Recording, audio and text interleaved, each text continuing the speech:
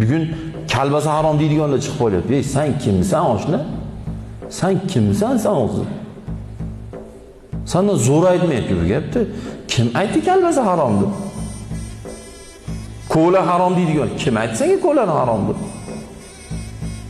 Qat'a to'folding bu gapni. Nima emish? Qassob namoz o'qimasa go'sht olmasmish. Ey. Sen o yelkin tepasidagi ishlar qatdan topding bu gapni sen? Qassobga borib tahorat bilan so'ydingizmi deydiganlar chiqib qoldi.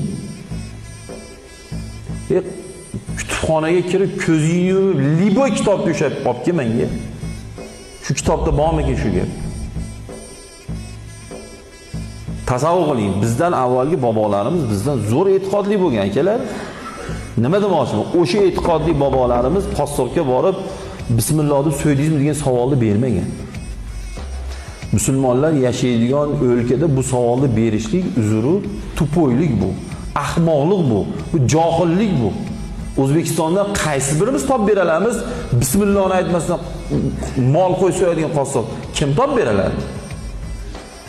Halol somsa ve kalling bormi sani? Sani somsang haloli, yoningdagi harommi? Shuni yozib oladigan.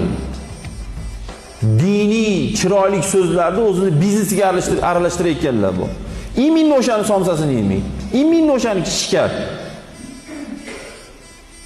Halol food deb qo'yadi. Endi fast foodlar chiqdi-yu, saniga halol food'u men ochib yozmaganman. Meniki harom food bo'ladi.